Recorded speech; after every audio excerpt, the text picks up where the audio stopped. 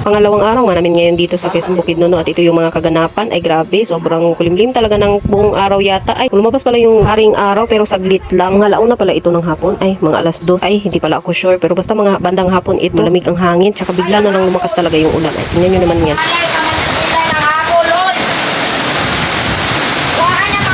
Sobrang ingay talaga ni mama ko kakasinggit niyan kasi yung mga habol nga, yung mga kumot ay pinaglaruan ng mga bata doon na balay-balay sa terrace. Ay naulanan talaga na sa libuhan kaya hindi man talaga hinipos pagkatapos maglaro doon. Natagbaw din talaga yung mama ko sa kakahipos ng aming mga nilabhan, no. Ay siya pala ang nagtuloy ng paglaba kasi hindi man ako makakilos. Pati dami talaga namin ay siya na talaga nagwashing. Buti na lang talaga mayroong washing machine dito sila nanay. Ako kung wala talaga ay mawashing-washing talaga yung pagmumuka namin kasi wala na kami masuot dito. Lagi pa namang umuulan mayat maya. Kaya dito na lang kami nagbanding-banding, nagpa-relax-relax din kami ngayon kasi susunod na araw ay may balak na rin naman na yung magligo-ligo, magbanding-banding na naman. Kaya wala na kami ibang ginawa kundi dito lang kami sa kwarto, nakahilata na lang kami dito. Buti na lang talaga din itong mga batang ito ay naglaro ng mga cellphone ay wala din problema basta meron talagang cellphone ba. Pero bitaw itong aming bata kasi sinisipon yan kaya wala yan sa mood. Hindi ayaw magpaiwan kaya hindi ako makatakas. Pati pagligo nga hindi na ako makaligo. Baho na akong bantot.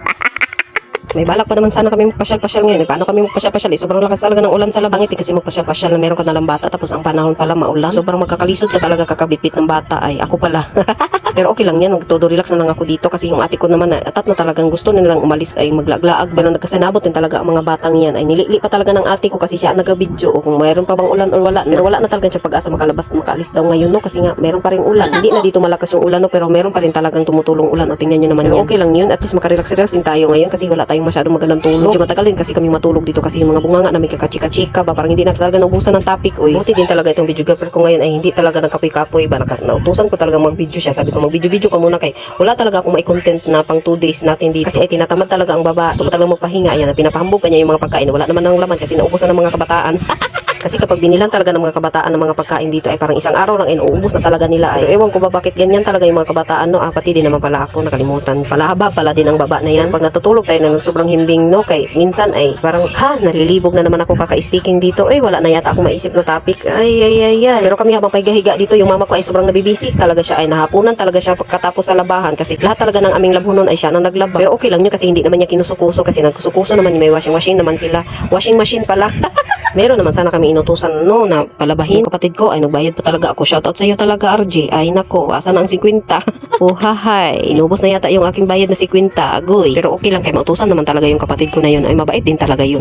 Kaya lablab namin yun.